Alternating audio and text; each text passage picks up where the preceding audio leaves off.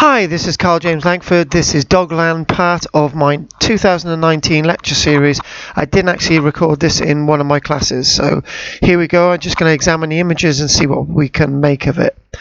Around the British coastline, mainly in the east and the west, we have what Clement Reid would refer to as Noah's forests, submerged forests that only appear at certain times of the year.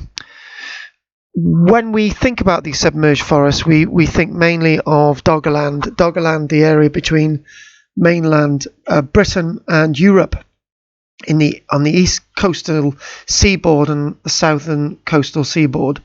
But submerged forests can be found all the way around.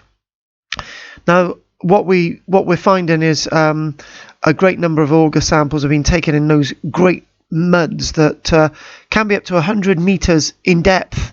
Not the mud itself, to go through the water and then get the auger samples which are 100 meters down. So we're looking very much at analysing the landscape before it was submerged by that great inundation of the sea, coming at the time when the ice is melting 12,000 years ago, all the way up until the time Britain's completely disconnected from Europe, sometime around 8,000 years ago. No jokes about the first Brexit. Anyway, what we're looking at, all these circular areas, is where archaeologists have been surveying and getting samples from within those sort of underwater currents of the North Sea. So basically what we're looking at here is that we're looking at auger samples where you see the flags themselves indicating whether this is an auger sample where it was dry land or it was saline conditions, or you're finding shells and so on and so on. Clement Reid was one of the original people to sort of come up with the idea of Doggerland in 1913, but now from about 1990 onwards, lots of people have been writing about Doggerland. This is one such publication, Searching for Doggerland, Further Thoughts. And I think the one thing is very much established, that Britain itself was a part of Europe 12,000 years ago. And you could say that what has been lost in Doggerland and sort of the stretch from mainland Britain to Ireland, you're talking about, if you added that as sort of the area of Britain, that's what's missing. That's what's been submerged, and all that sort of landscape was populated in the past, and all those sort of beasties, all those remains of mammoths and woolly rhinoceroses have actually been found. This little chart itself shows mainland Europe and the green areas, even in the Mediterranean, that were once dry land. You know that estimate I gave a couple of moments ago? An area the size of Britain has been inundated between Europe and mainland Britain. Well, that's a mean estimate I was given. A lot more could be seen land that's been inundated. This is one of those plans, approximately just sometime. This is more of a mean estimate plan. Sometime around 10,000 years ago, that's sort of where the land is, with all the river systems and so on and so on. If anyone knows about West Wales, they'll know about Borth, and they'll also know about Maras Bay, which is in southwest Wales. This is in western Wales, in Cardiganshire. All those little stumps, yes, they're tree stumps over 8,000 years old that occasionally appear.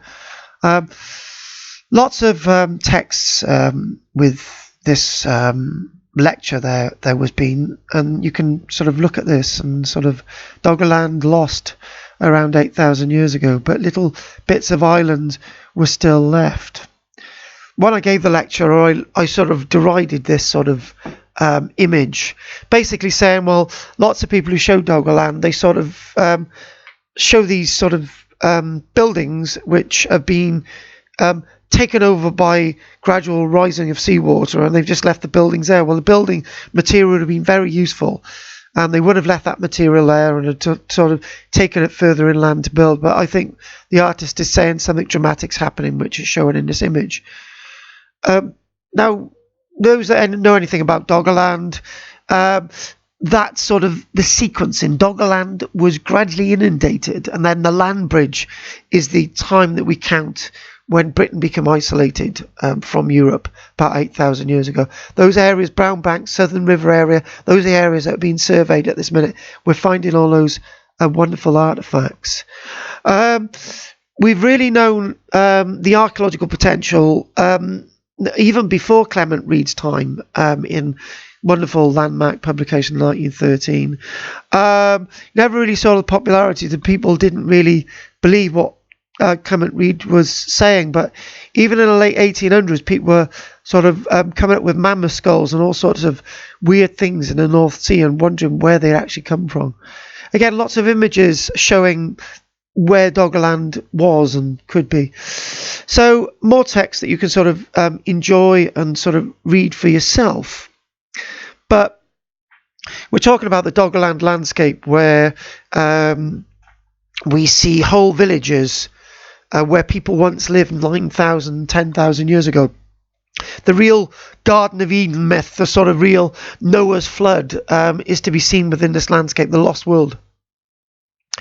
Lots of many people come up with different land theories of where Doggerland and how it looked. Another illustration of a Doggerland type village. Again, lots of surveying is going on. It continues to go on. We're to continue to learn more. Bits of Doggerland were left after the trapping of Britain as an island, and when we look at this plan here, the one on the left shows sort of Doggerland Bank where people were isolated.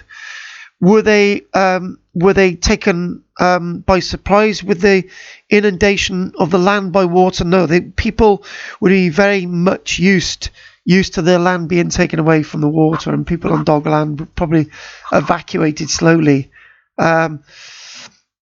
The idea that people were sort of on the Doggerland island, completely isolated in the sea after the water inundated and trapped Britain as an island and Doggerland as an island, but people sort of gradually thought, oh my God, we're trapped here forever, we can't get off. I don't think we're looking at that. They probably would have got off before it got too late, sort of waded over to the mainland before they couldn't, because they needed that trade, they needed the animals. So discovery and investigation by archaeologists. People are really thinking about Doggerland, but the Lost World was really forgotten about. They were trawling up these things. More people were interested in Denmark in Doggerland until we started a revival of the interest in Doggerland and archaeological investigation from the 1990s onwards. Some sort of really nice images here. Of bits of timber under the ocean there, under the water. Bits of timber being excavated. This was dry land at one stage. A big bit of timber there. Probably a big chunk of mud there that contains loads of roots and stuff in this area that's sort of indicated by this plan. All these sort of little yellow areas showing where Doggerland was. Sort of picturesque image of the wonderful Garden of Eden that once was. More planning as well. Mammoths being captured. We know of evidence of large numbers of mammoths, say at the Channel Islands, archaeological excavation. So a bit of a reconstruction of what one of these buildings that they lived in looked like. These being trawled up. This is actually being trawled up in the Atlantic Ocean, North Sea. Not the Atlantic Ocean, the North Sea. That's where that's being trawled up. So I think very much we could, the lecture that I actually did on this, read the text in front of you, sort of freeze it. The lecture I did on this was absolutely fascinating, but I didn't actually, for some reason, the recording just didn't work that day, which is a bit of a shame.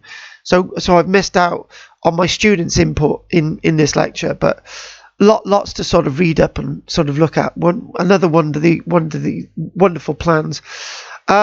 Again, sort of antler harpoons being found. There's that description there. 1931, we're starting to record these things. Lots of stuff at Hull Museum. These types of harpoons were destroyed by a Luftwaffe raid from Norway in 1941. So lots of these harpoons and stuff just went up in smoke when incendiaries set light to Hull Museum. You can actually see there's actually lots of this stuff being displayed now. Some more bits and pieces. I'm not sure that should be there. One of these harpoons, all the teeth there. Again, illustrations from the 1930s of what was being found, different forms of harpoon. Again, look at that there. Sort of carved out of antler bone and with the teeth in it. And another tree stump there. And final image. What's under that sea? Not just amphora, but the wonderful lost land of the Doggerland. Don't know why the Roman amphora is sticking out there, but sort of lots in the sea there, lots to be explored. And thanks for listening to this very sort of short video, bit rushed. Subscribe if you can. Lots more of these old archive videos to put up there. Thank you very much. Keep supporting me.